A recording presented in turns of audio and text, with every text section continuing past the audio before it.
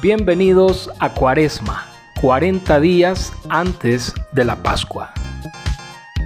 En algún momento de la cena pascual, posiblemente mientras se comía el cordero, fue que Jesús pronunció unas palabras conmovedoras. Y mientras comían, dijo: de cierto os digo que uno de vosotros me va a entregar. En varias ocasiones anteriores, Jesús habría predicado sobre su propia muerte. Esa era, sin embargo, la primera vez que hablaba de ser entregado por uno de sus discípulos. Uno solo puede imaginarse cuán embarazosa situación se había producido en lo que había sido casi todo el tiempo, hasta ese momento, una ocasión festiva.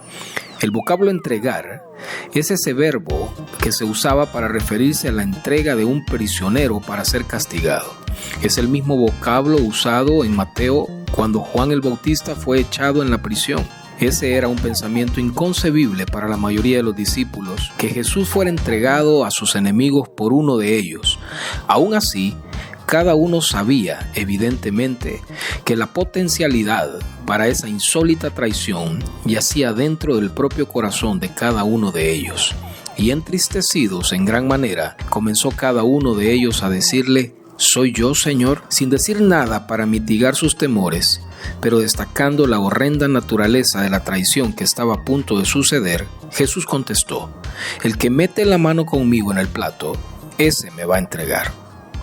El detestable mal inherente en tal hipocresía y traición fue perfectamente descrito por David en uno de sus salmos: porque no me afrentó un enemigo, lo cual había podido soportar, ni se alzó contra mí el que me aborrecía, porque me hubiera ocultado de él, sino tú, hombre, al parecer íntimo mío, mi guía y mi familiar, que juntos comunicábamos dulcemente los secretos y andábamos en amistad en la casa de Dios. En el Salmo, David escribió un lamento similar con respecto a su hombre de confianza. Ahitofel, quien se unió a la rebelión de Absalón contra David, aún el hombre de mi paz, en quien yo confiaba, el que de mi pan comía, alzó contra mí el carcañal.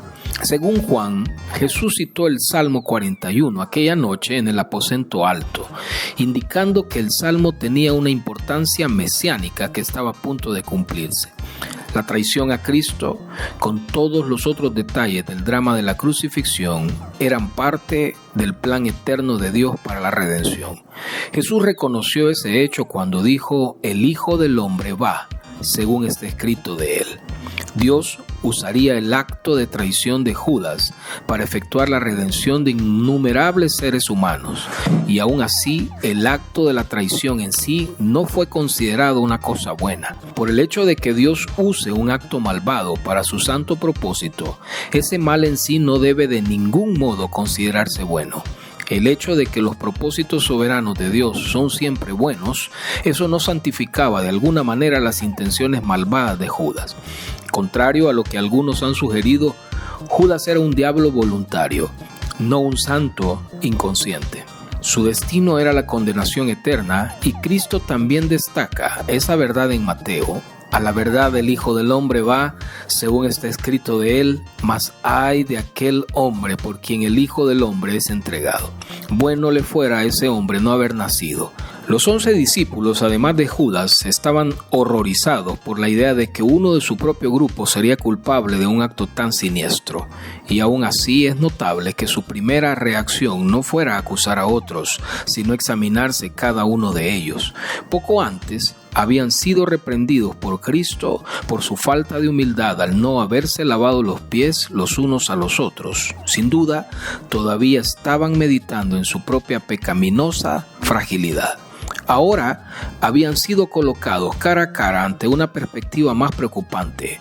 En medio de este grupo muy unido de hombres que confiaban unos en otros implícitamente, había un traidor. Cada cual examinó su propio corazón y, conociendo su propia susceptibilidad a cometer errores pecaminosos, ansiosamente preguntaron a Jesús: ¿soy yo, Señor? Cada uno de ellos probablemente se preguntaba si de alguna manera podía hacer algo inconscientemente para poner en peligro al Señor o para dejar saber a sus enemigos acerca de dónde podían encontrarlo. Juan escribe: entonces los discípulos se miraban unos a otros, dudando de quién hablaba. Otra vez, no había nada ni en el comportamiento de Judas ni en el trato que recibió de Jesús hasta ese momento que hubiera dado a los otros discípulos una pista de que Judas era el traidor. Aunque Jesús sabía, nunca se había retraído de Judas. Siempre lo había tratado con la misma ternura y buena voluntad que había demostrado a los otros. Además, Judas era el tesorero y por lo tanto, al parecer, disfrutaba de una medida adicional de confianza de parte de los otros discípulos. Probablemente era uno de los últimos discípulos del que alguien habría sospechado. Aún así, su total asociación con Jesús no había sido sino una farsa.